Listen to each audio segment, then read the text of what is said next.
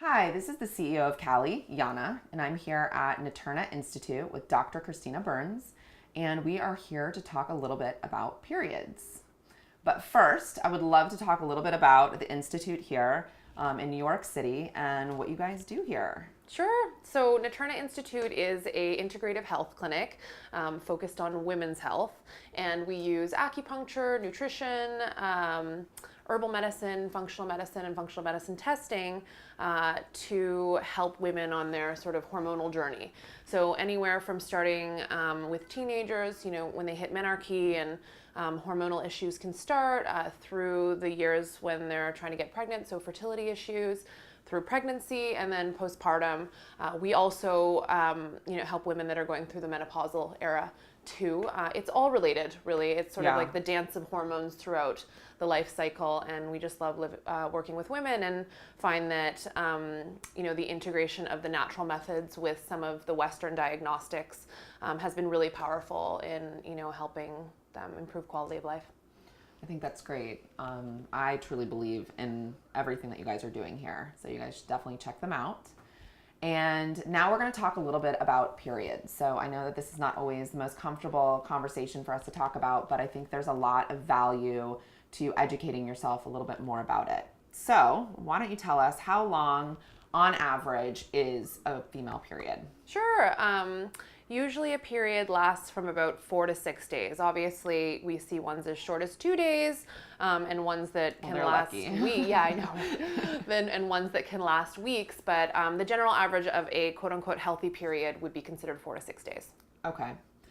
So I think it's really important for us to educate ourselves about our periods and our cycles. And I would love for you to tell us a little bit more about why do women get our periods? Right. So getting our periods is really all about reproduction by design. So what happens in a cycle is from beginning to end, there's a natural rhythm of the hormones that starts with estrogen building and growing an egg. And once the egg matures, we release a hormone called luteinizing hormone. Luteinizing hormone releases the egg, and then we transition over into the progesterone phase of the cycle. The ovary, when it releases the egg, leaves behind a sac that starts to produce progesterone. And the lining keeps thickening. So the lining of the uterus keeps thickening as we transition into that phase. Now the luteal phase is about a 2-week period. If we were, assuming that a woman's cycle was 28 days, the estrogen phase is around 14 days. You have ovulation, and then you have the luteal phase around 14 days. So as the progesterone comes up, we're thickening the lining. The egg is in transit at this point. It's moving. It's moving through the fallopian tube. Now, should there be fertilization, meaning if there was sperm involved and it went and attacked the egg and got in there, then we would have an embryo formed. And now we might be pregnant. Yes, and that would burrow into the wall of the uterus. And then if that was to happen, then the body would be signaled to continue to produce progesterone and keep thickening the lining to nourish the growing fetus. Now, if none of that occurs, meaning there's no sperm, it doesn't fertilize the egg, then the egg disintegrates, and there's no signal from the body to keep producing progesterone. So eventually, the hormones will just drop off. When the hormones drop off, that's when we shed the lining, because the hormones are what are growing the lining and keeping it intact. So we have a sharp decline in hormones. That's when some people can start to feel things like headaches or PMS symptoms. Anyway, so the hormones drop off, and that's when you shed the lining, and so the cycle begins again. The lining sheds, then the estrogen comes up, the release of the egg, the progesterone's produced, and then down again. Does that make sense? Yes, that makes sense. Every month, ladies. Yes. So it's really all about making babies. And if you don't want to make any, then that's too bad. That's how it was designed. Well, I don't know if you remember the first time you had your period, but I remember mine very clearly. I think I blocked it out. Oh, you blocked it? Well, for me, I was getting ready to go to the pool, and my parents are from Finland, so they didn't have this talk about what's going to happen to your body. So I learned a little bit in school, but back then they didn't really talk about it that much. And I was going to the pool with friends, and I needed to figure out what to do. So I just found a tampon underneath the cabinet and I used it. And oh my God, you went right into tampons. Right in, because I didn't know what to do. I wanted to go to the pool. I mean, it was like a cool pool party, you know, and I was just going to do it, like go big or go home. So that was my story. It was very interesting. Did you have like a YouTube video at that point too? No, I didn't even have an iPhone. I had nothing. Now everyone can just look on YouTube just like you can right now. But yeah, so it was a very interesting experience. So overall, but then I would assume, you know, having the tampon would be like an empowering thing for you, right? Because you're like, I got this, I know what to do. Exactly. You know, in old school days, sorry to be gross, but it would be, you know, some kind of rag or something. Yes. So the fact that you could go ahead and grab a tampon is so great for women. I hope one of the inspirations for Callie. One of them, yes. And also the fact that the FDA doesn't actually require companies to tell you what's in a tampon. So with Callie, we use 100% organic cotton to avoid putting very interesting things like synthetic fibers and pesticides and GMOs into that sensitive spot in your body, because that can affect, you know, your hormones and things like that. No, it's super important. I would recommend all my patients to be using non-toxic products for sure. So I love what you're doing with Callie. Well, thank you. Mm-hmm. So I'm sure a lot of you guys are wondering, does your menstrual cycle change as you age? You know, what happens? Does it get heavier, lighter? Does it stay the same?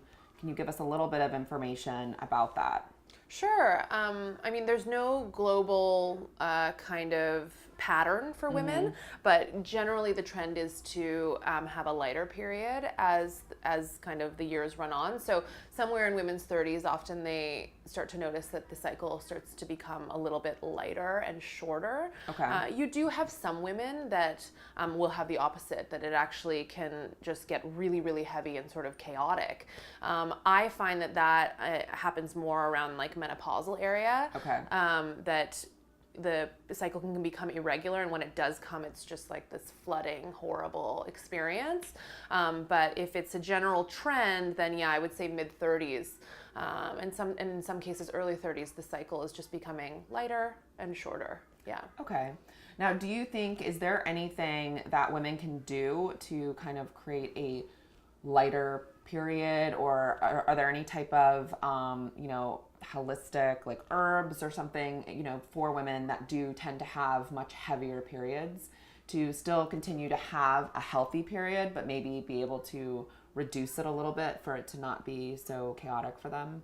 Yeah, absolutely. I mean, if somebody was really trying to kind of lose their period and or have a very light period, then which is not good. But, yeah, not good. Then they could just basically you lose weight and or lose fat weight, because the fat in the body produces estrogen, helps, you know, give you a period. So it, like, you know, you see with marathon runners or with weightlifters that are women, they well, really... I actually experienced that. You know, I'm in recovery from an eating disorder, and when I was severely underweight, I stopped having my period, which doctors were like, "This is terrible." So yeah, so that's... Yeah, I've experienced that in periods like of fasting. So I wouldn't say that's a healthy way to go. No, definitely not. Because then you got to wake the ovaries back up again when you want to use them, if you want to use them, you know. But in terms of the women who are suffering from, you know, very heavy periods, erratic periods, irregular ones, there's plenty that we can do in the alternative health realm. From a Western medicine standpoint, generally you'd be prescribed birth control, which is one way to control it. But then when you come off birth control, the problem will still be there. Right. So it's kind of like a Band-Aid, like you had said before. Exactly. Yeah. So if you really want to regulate it from the root cause, then I would suggest using methods like acupuncture, herbal medicine. Those are really the fastest ways that I've seen to be able to do it. Most women will notice a difference in their first cycle after starting acupuncture or herbal medicine. And some women, it can take up to 3 cycles to get it better regulated. Okay. But generally that's a good way of doing it. We also have acupuncture points that we use if somebody's having like what we call like a run-on period. Okay. So if somebody's been bleeding for like 9, 10, 11 days or even like a month, you generally would be able to see an acupuncturist. We could do these points and then it should stop the erratic period at that point. Wow, that's amazing. And then we start regulating it from there. So Okay. I have women that come see me for that during menopause, or just after they've had a child and their hormones are out of whack, or just if they have that pattern to begin with. And I also see women during their pregnancy if they're having bleeding to stop the bleeding too. So really any form of sort of female menstrual bleeding can generally be arrested by the use of acupuncture.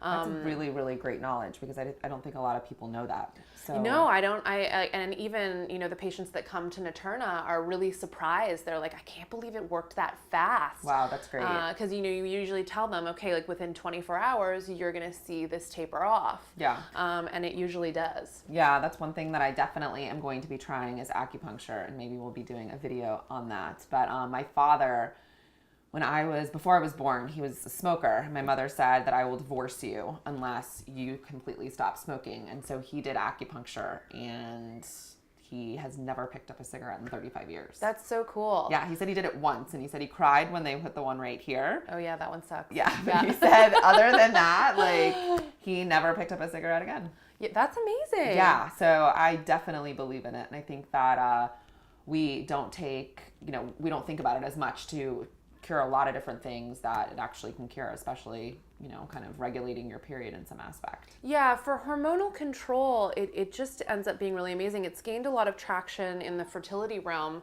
for infertility patients, that doctors actually refer a lot to Naturna and to, various acupuncturists. That's to kind of bolster and enhance the fertility. So it can be used a lot for reproductive health. It's more well known for things like pain conditions, but as you learned, it's good for addiction. Yeah. We do it a lot for hormonal health.